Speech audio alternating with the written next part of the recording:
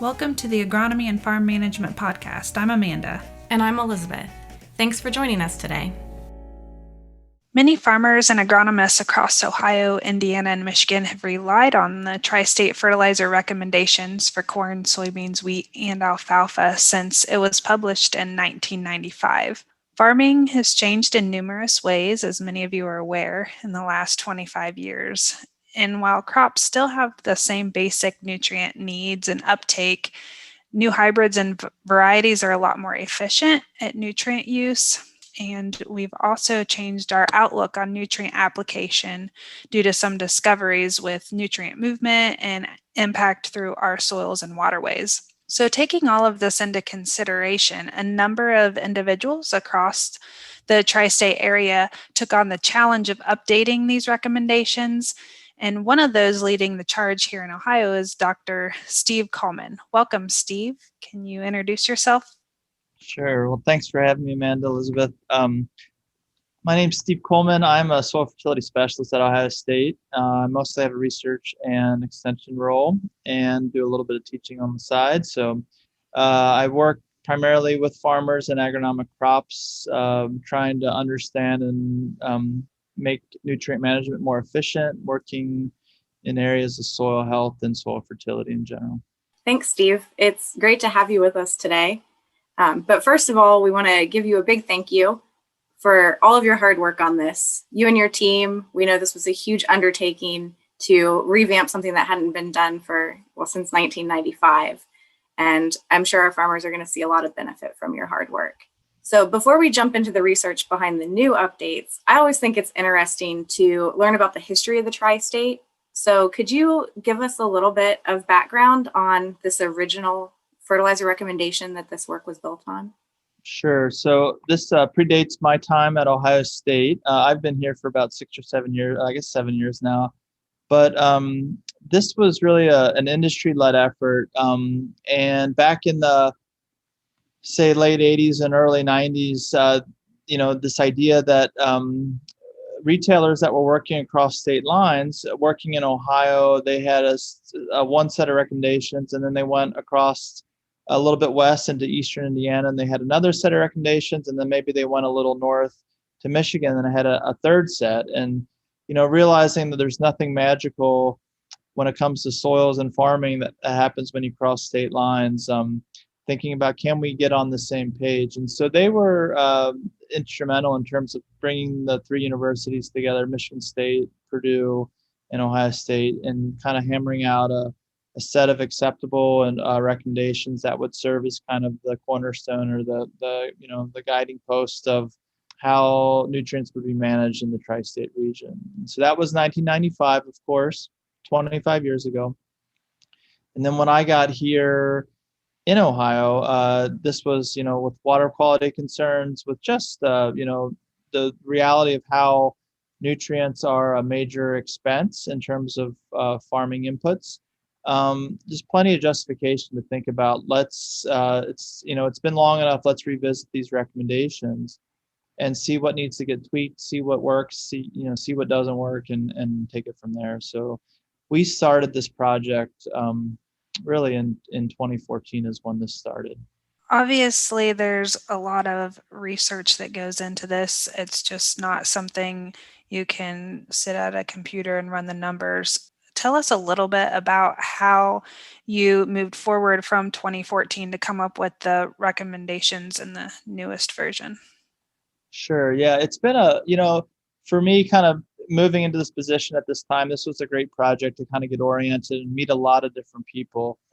I'll say first that, it was really an industry-led initiative, just like the original Tri-States, with the Ohio Soybean Council and Ohio Corn and Wheat really financing a big chunk of the work that was done here and being kind of large proponents of the need for this work, the justification for it. We decided, from an early on, we have a handful of Ohio State research farms where we conduct trials. Michigan State has a handful and Purdue has a handful, but we felt like it was very necessary to maximize just from a kind of an efficiency perspective, but also from just trying to cast as broad a net as possible and capture the diversity of how farming is done in Ohio, right? We've got, goes without saying, but we have folks that are using manure versus not. There's all types of kind of a whole continuum of tillage practices, different soil types,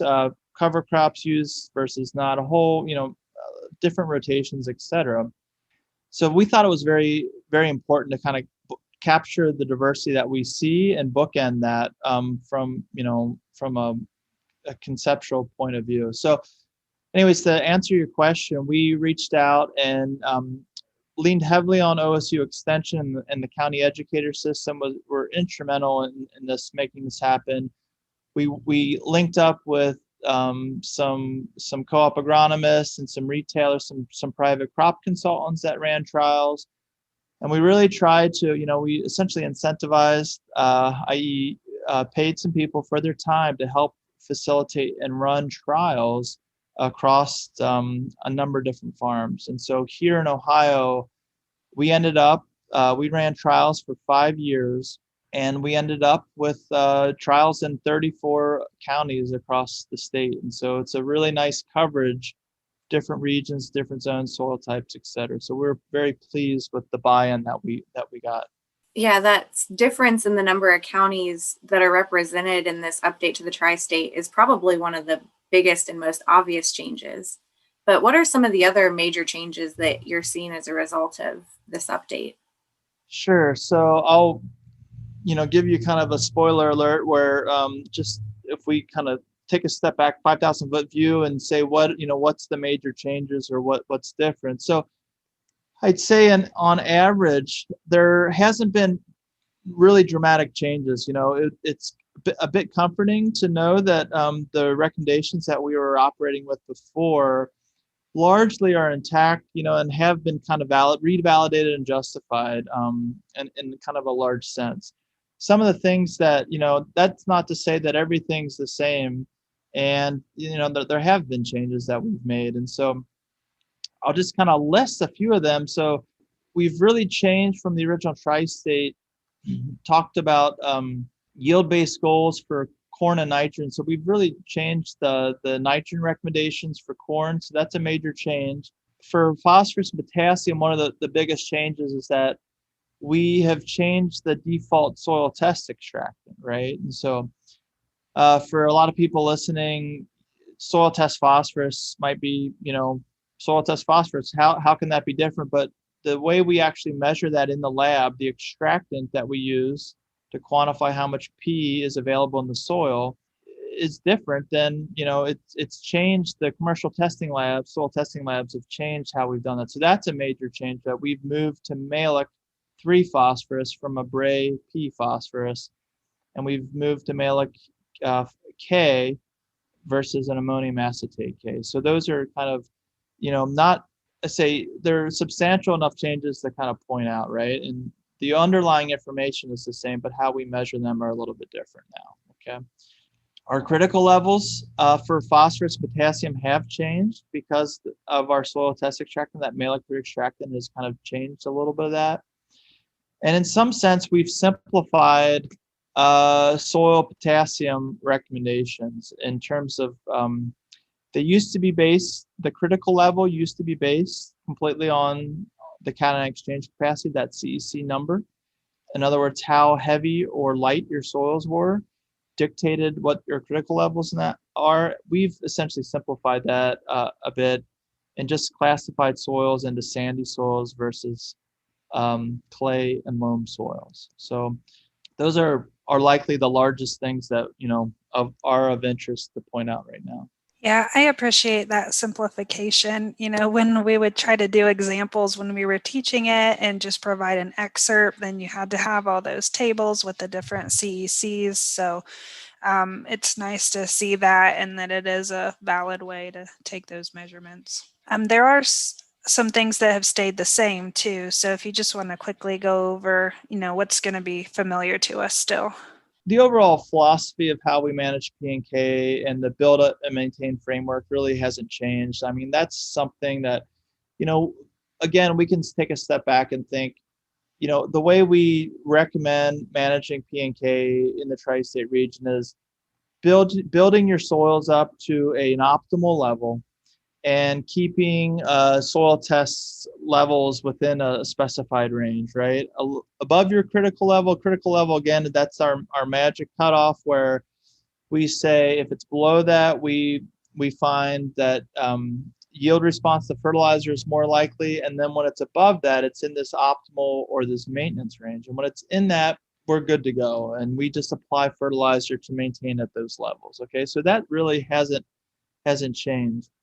In a general way, we always love to say our recommendations are only as good as the soil sample that we take, right? We underscore the importance, just the fundamentals of taking a quality soil sample, the importance of pH and how pH really is a master driver of nutrient availability. Our liming recommendations, those really haven't changed in a substantial way. So we've looked at sulfur and we've looked at micronutrients. We don't have any real reason to believe that there needs to be major changes with those at this point in time. And so those are really kind of consistent with the original recommendations. Yep. That's great information. And in part 2 of this episode, we're going to dig into more on the soil sampling strategy and pH. But let's start off today with the moneymaker, which is nitrogen. So, Steve, could you explain to us a little bit what the philosophy is behind Ohio's recommendation to how to manage nitrogen? So, we'll start by acknowledging that nitrogen is probably the most difficult nutrient to manage, right? Crops need it in great quantities. It's highly susceptible to loss with, these increasingly wet springs that we're having with these big gully washer rains. It's very challenging as a producer to know exactly how much to put down, when to put it down, et cetera, et cetera. So we just acknowledge that it's a challenging topic, and we're not looking for perfection here. The old recommendations for the Tri-States, the 1995 recommendations, said that they were based on yield goals. Okay, what does that mean? That means that if you said, I want to grow 180 bushel corn, you put this much nitrogen down. If I want to grow 220 bushel corn, then you put this much nitrogen down. We realize that that's not a particularly good way to manage nitrogen for a number of reasons. Partly because there's some really good soil out there. There's just some good farms and good ground that might actually need not a lot of nitrogen to make 250 bushel corn. And there might be some ground that really struggles, whether it be, for whatever reason, if it's, constantly wet or constantly dry or whatever it might be. And it might take a lot of nitrogen just to get a decent yield crop, right? And so thinking about it from a statewide perspective of basing it on yield goal is not really the best way that we can manage nitrogen. And so what happened in the early 2000s, the Corn Belt universities kind of came together and decided that they would essentially universally adopt a better way to manage nitrogen in corn. And that's based on essentially an economic model, okay? Now, the idea of this is this idea that if we're trying to figure out every additional pound of nitrogen, when we apply another pound, is it actually going to be enough performance in yield to actually pay for that additional pound? Okay, so this economic model essentially tries to optimize the return of farmers based on the profitability based on what a typical corn nitrogen response rate would be and what the cost of fertilizer is. So you hear economic model and it might sound complicated, but from the user's perspective, it's actually quite simple. All we ask for is if what the rotation is, if it's a corn back to corn or corn from soybeans, we need to know what you're planning on paying for nitrogen fertilizer. And then we need to know what you expect to get on a dollar per bushel basis for your grain. And so those are estimates. We don't know that many times with great precision, but we just estimate based on the current prices. And we can just look at the last 10, 15 years of how much corn prices and grain prices fluctuate, how much nitrogen prices can fluctuate, right? So there's good justification for an approach like this. So, to think about this model is called an MRTN, and that stands for maximum return to nitrogen. All the data from Ohio is based in, it's nitrogen rate trials that have been conducted on farm that are in Ohio. So it's not like we've just averaged the nitrogen rate across the entire corn belt. The data, if you go to this website and you select and look for the nitrogen rate, it's going to just generate data that has come from Ohio itself. And so our update came in 2018, the main update, and we've got now, I should let me look real quick so I don't misquote here, but we've got 228 corn nitrogen response trials that are from corn back to soybean. That's a tremendous amount of work that's been done. We're talking about randomized and replicated on-field trials where we had multiple rates of nitrogen. We modeled a nitrogen rate response, and then that all kind of feeds into this model, okay? So the reality is that when, what does that mean for an end user? If somebody comes up to me and says, what's a good nitrogen rate for a corn? Well, the answer is, of course, it depends. Depends on what you're paying for nitrogen fertilizer, and it depends on what you anticipate to get for that grain, okay? And so right now, based on our corn, that number will fluctuate. If you're following soybeans, that number fluctuates anywhere from 155 pounds of nitrogen per acre all the way up to 200 pounds of nitrogen per acre, okay? And this is assuming best management practices. It's assuming we're not going to have a major, rainfall event where we're going to have a huge nitrogen loss in the field, say in early spring or something like that. It's kind of under optimal scenarios. Yeah, and I mean, with any nitrogen application, you run that risk of loss during the growing season from rain or weather, whatever that might be. So I think this is a good approach, and that it's included in the tri-states will hopefully lead to a little bit more adoption so we can be more economical, especially with the lower crop prices that we're kind of in right now.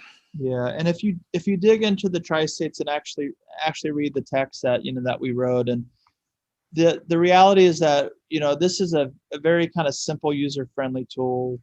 It would take somebody all of 2 minutes to go and plop in a couple numbers and get an estimate back.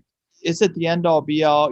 We believe it's a starting point, but there's all kinds of other information out there, all kinds of other techniques and that people are using to help refine nitrogen recommendations, right?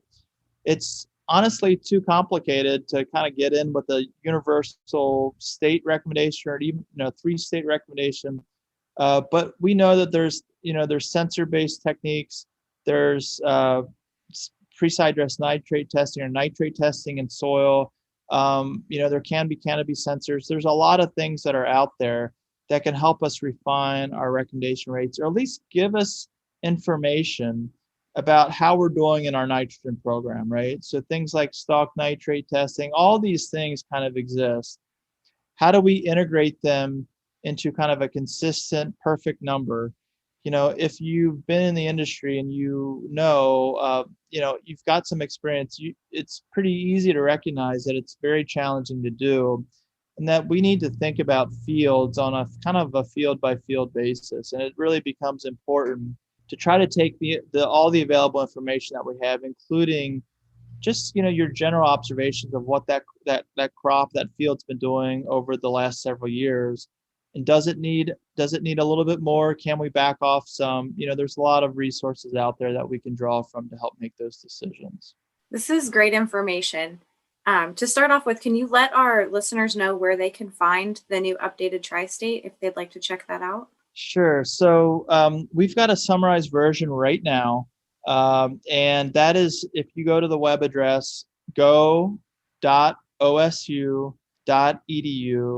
/fert-recs.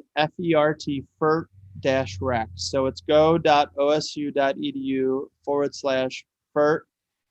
/fert-recs. Hopefully that's something that we can drop in, in the web address so that growers or, people can take a look at. Our final recommendations are at the printer right now. They should be released. So there's, in a matter of weeks, likely for folks that are listening to this, within a couple weeks from now, we'll have a full downloadable PDF that people can download and read for free, or order themselves a printed copy for a nominal fee for the printing charges. And that's all going to be housed on the OSU Extension publishing website. So, that's all going to be information that people will have access to. That's great. We'll definitely drop the link in the description for the podcast so you can find that there. And then we talked a lot about nitrogen today. Do you have any resources that folks can check out if they want to learn more about really tuning in to the best nitrogen rate for their individual fields? Yeah, that's a good question. There's a lot to be said about nitrogen. I don't have a perfect resource that I can point to per se, but there's a lot of good information out there. There's a lot that's been written about it for good reason. So I would just say that having conversations, with one another, with crop consultants, with OSU Extension, there's a lot of good resources out there. The web has plenty. So agcrops.osu.edu has, a lot of resources as well to kind of pull from. It's a complicated subject, unfortunately. We'd love for nitrogen to be a simple one and done easy solution, but there's really there's no one size fits all.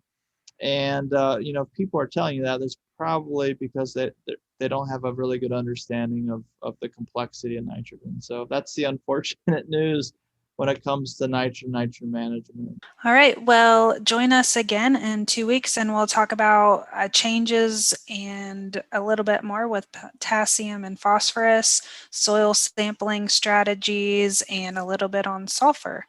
So thanks again, Steve, and we'll see you down the road. Okay, thanks for having me. Hi, AFM listeners. We're looking for feedback on the podcast. If you have topic suggestions or want to let us know what you think, please complete our survey. You can find it at go.osu.edu/AFMsurvey. As always, I'll drop the link in the episode description. Thanks and happy Thanksgiving. Thanks for listening to the Agronomy and Farm Management Podcast. Join us again in 2 weeks for our next episode.